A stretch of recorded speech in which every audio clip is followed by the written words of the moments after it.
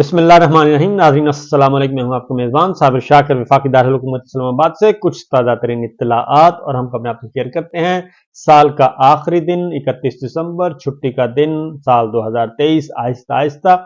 अपने इख्तिताम की तरफ बढ़ रहा है। लेकिन आज छुट्टी के दिन के बावजूद पाकिस्तान की सियासत का बाजार बदस्तूर गर्म, बल्कि काफ़ी गर्म, क्योंकि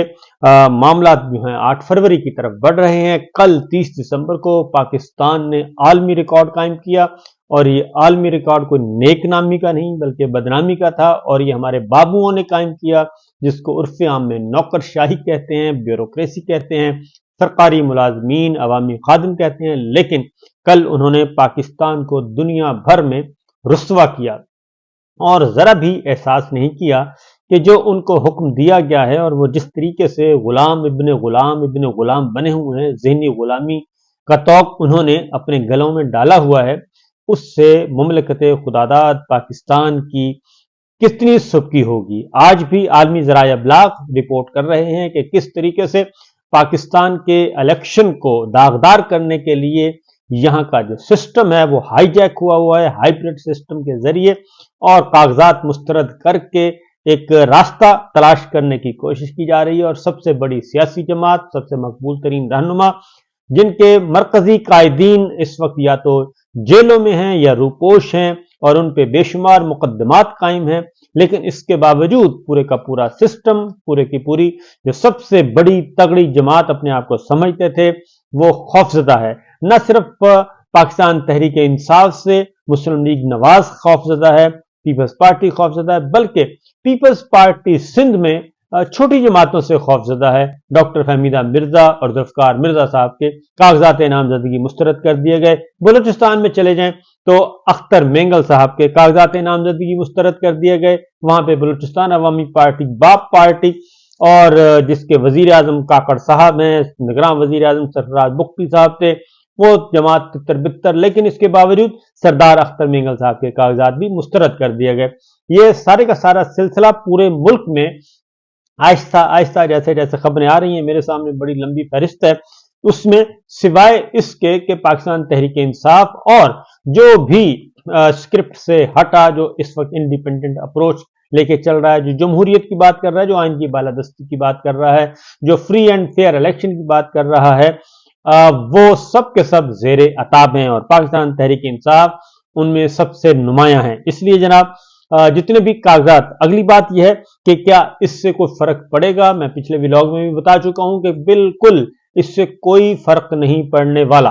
अदलिया कंट्रोल संभाल चुकी है, अब मामला अदलिया के मैदान में होंगे और वहां पे हाई कोर्ट्स के ऑनरेबल जजेस हैं, और उसके बाद ये मामला जाएगा supreme court of Pakistan. Number 1, number 2, इसमें जो एतराजात आयद किए गए हैं वो मैं आपको शेयर कर लेता हूं। शेख रशीद साहब पे फॉर एग्जांपल एक एतराज आयद किया, उनके कागजात कैसे रिजेक्ट करवाए गए, यानी रिजेक्ट करने वालों को भी शर्म नहीं आई जरा भी।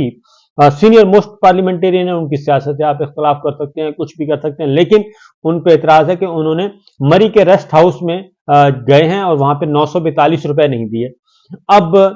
वो शेख साहब अपना अलग हलफ उठा रहे हैं और वो कह रहे हैं कि जी मैं तो कभी गया ही नहीं। लेकिन मैं कहता हूं अगर गए भी हों 942 रुपए के पीछे क्या आप किसी को इलेक्शन से आउट कर सकते हैं। यहां पे दूसरी जानिब देखें कि जिन्होंने अरबों रुपया लूटा हुआ था और जिनके मुकदमात अदालतों में थे, जिन पे फर्द जुर्म आयद होना थी, उनको आप लाड प्यार से लाए और ला के बिठा दिया और उनके मुकदमात खत्म हुए। यानी बाप बेटे के फर्द जुर्म आयद करने वाले दिन वो हलफ उठा रहे थे वजारत उज़्मा के, और उस दिन हुक्म दिया गया प्रोसिक्यूटर को, सरकारी वकील को, कि जनाब आज आपने अदालत नहीं जाना,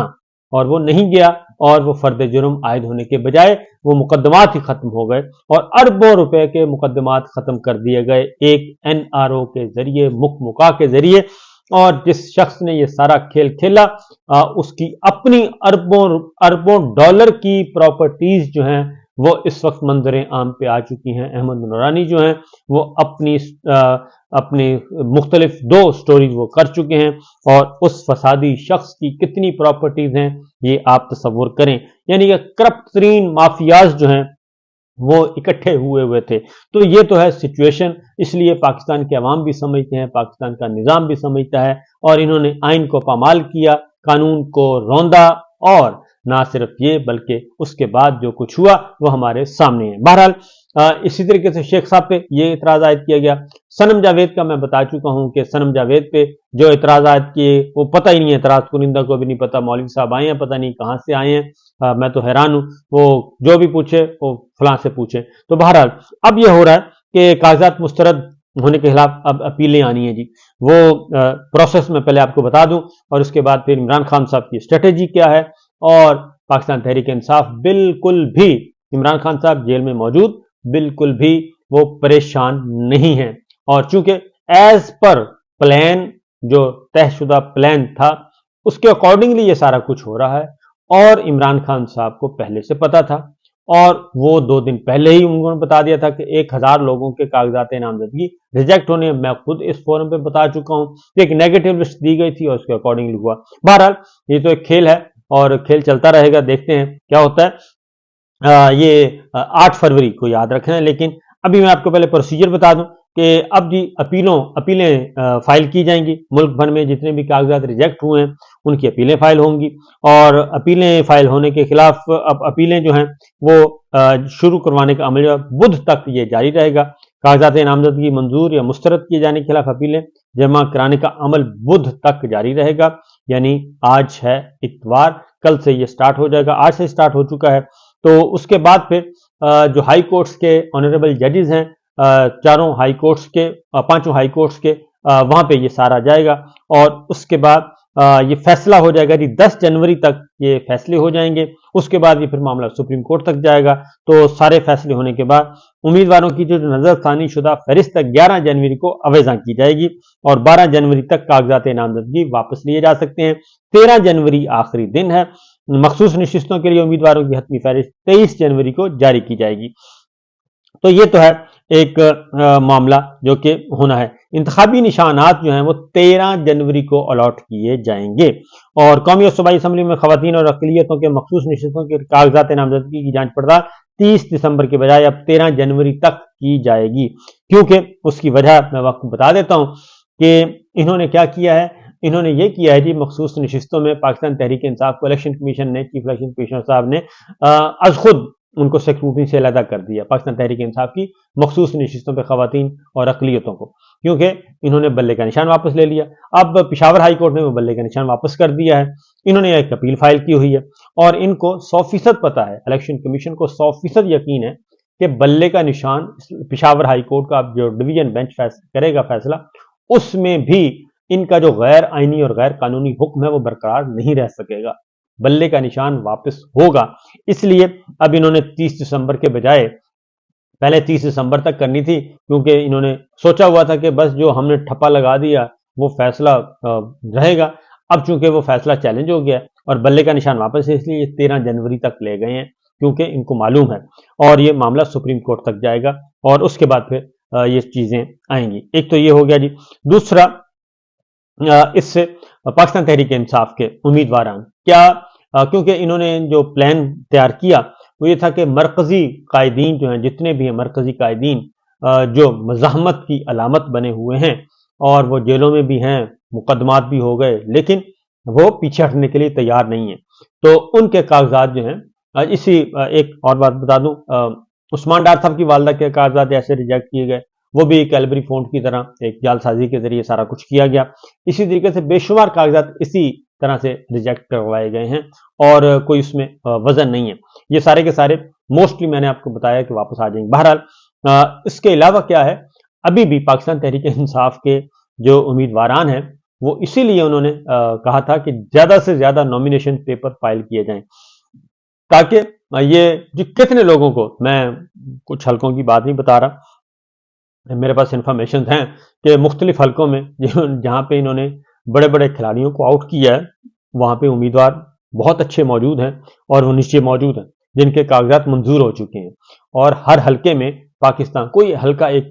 भी हलका ऐसा नहीं है पाकिस्तान का, कौमी असम्बली का या सूबाई, चारों सूबाई असम्बलियों का, एक भी हलका ऐसा नहीं है जहां पे पाकिस्तान तहरीक इंसाफ के उम्मीदवार मौजूद नहीं है। वो मौजूद हैं, اور ان کے کاغذات بھی منظور ہو چکے ہیں، اور ابھی یہ جب فیصلے ہو جائیں گے، جیسے ہی جو کاغذات مسترد ہوئے ہیں، ان رہنماؤں کے جیسے ہی فیصلے ہوں گے ہائی کورٹ سے اور سپریم کورٹ سے، اگر اس میں کوئی بچ بھی گیا، یعنی کہ پینڈنگ بھی رہا، ان کے فیصلے نہ ہو سکے اور ان کے کاغذات مسترد رہے، پھر بھی ان حلقوں میں بھی موجود ہیں پاکستان تحریک انصاف کے امیدوار، اور ان امیدواروں کو ٹکٹ دیا جائے گا، بلے کا نشان ہوگا اور ٹکٹ بھی دیا جائے گا۔ اب میٹر نہیں کرتا کہ سامنے کون ہے، بلکہ یہ ایک اور حیرت انگیز جو اسٹریٹجی ہے عمران خان صاحب کی، انہوں نے نواز شریف صاحب کے مقابلے میں انتہائی کمزور آدمی کو ٹکٹ دینا ہے، عام آدمی کو ٹکٹ دینا ہے، کمزور جس کو یہ کمزور سمجھتے ہیں۔ مریم صاحبہ کے مقابلے میں بھی انتہائی عام کارکن آئے گا، جو بھی آئے گا وہ عام ہوگا، کوئی نون نہیں ہوگا، حمزہ شہباز کے، شہباز شریف صاحب کے، اس طرح سے ہوں گے۔ دوسری جانب یہ تو ہے پاکستان تحریک انصاف، وہ فائٹ کر رہی ہے اور لڑائی کر رہی ہے، اور اس میں کسی قسم کی وہاں پہ کوئی مایوسی میں نے تو نہیں دیکھی کم از کم جتنے بھی، اور کل اپیئر ہوئے ہیں سردار لطیف کھوسہ صاحب آئے ہیں، اور باقی وکلا جو ہیں وہ اپیئر ہوئے ہیں، انہوں نے پریس کانفرنس بھی کی ہے اور ٹی وی ٹاک شوز میں بھی گئے ہیں۔ انہوں نے جو چیزیں بتائی ہیں وہ بالکل ان کے حسب توقع یہ سب کچھ ہو رہا ہے، جو کچھ بھی ہو رہا ہے اس وقت حسب توقع ہو رہا ہے، اور پہلے سے معلومات کی موجودگی، معلومات کی روشنی میں ہو رہا ہے، کیونکہ ان کو سب سے علم تھا، اگر ہمیں پتا ہے تو ان کو بھی علم ہوگا یقینا کہ کیا پلان بنایا ہوا ہے، تو اس لیے اس میں گھبرانے کی ضرورت نہیں ہے۔ 8 فروری کو فیصلہ ہونا ہے، اور یہ فیصلہ اس وقت نکل چکا ہے۔ منیر فاروق صاحب کی میں رپورٹ دیکھ رہا تھا سما ٹی وی پہ، اور وہ میں نے پوسٹ بھی کی ہے، ری پوسٹ کی ہے، اور اس میں آپ دیکھ لیں کہ لوگ کیا کہہ رہے ہیں، خواتین، مرد اور ہر طبقے کے لوگ کیا کہہ رہے ہیں، بلہ، صرف بلہ اور صرف بلہ، عمران خان، عمران خان، عمران خان۔ وہ کہتے ہیں امیدوار کوئی بھی ہو، ہمیں اس سے کوئی فرق نہیں پڑتا، بلہ ہے، عمران خان ہے تو بات ختم، لیڈر ٹھیک ہے تو باقی سب ٹھیک ہے، کیونکہ اس میں بہت ساری تعلیم اور صحت، کیونکہ عمران خان صاحب نے پاکستان کی قوم کے ساتھ کوئی ان کا کھلواڑ نہیں کیا، ان کے ساتھ کبھی برا نہیں کیا، نہ پاکستان کے ساتھ، نہ پاکستانی قوم کے ساتھ، پاکستانی عوام کے ساتھ بالکل برا نہیں کیا، اور انہوں نے کچھ دیا ہے، 3.5 پونے 4 سالوں میں کچھ دیا ہے، یہاں تک کہ کیونکہ اصل تو ہے ووٹ بینک کو، جو ووٹ بینک ہے پاکستان کی عوام ہے، 8 کروڑ عوام، پاکستان کے 8 کروڑ ووٹرز جو ہے وہ عمران خان اور پاکستان تحریک انصاف کے ساتھ کھڑا ہے، اصل تو وہ ہے، وہ مینج نہیں ہو رہا، اس لیے اس سے کوئی فرق نہیں پڑے گا کہ کون آیا کون گیا۔ البتہ یہ ضرور ہے کہ مسلم لیگ نواز جو ہے وہ ابھی بھی ان حالات میں بھی، آپ دیکھیں کہ اتنے کاغذات ریجیکٹ ہو گئے،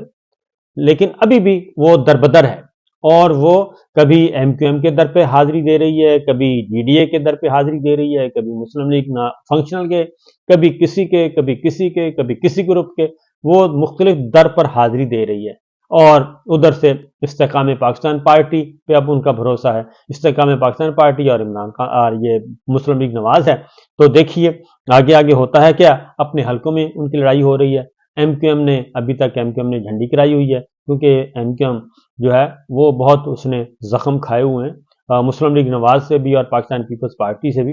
اور جو سب سے کم انہیں جو تھا وہ عمران خان صاحب تھے، اور وہ عمران خان صاحب کو چھوڑ گئے، اور اب نہ پیپلز پارٹی اور نہ ہی نون لیگ، اب وہ دیکھتے ہیں کیا ہوتا ہے، آپس میں ٹکرا رہے ہیں۔ مسلم ایم کیو ایم کو بہرحال ان کا ایک ووٹ بینک ہے، ان کا حلقہ ہے، اب اس میں کس حد تک وہ مسلم لیگ نواز کو دیتے ہیں جگہ، مجھے نہیں لگتا کہ ایم کیو ایم اتنی بے وقوف ہے،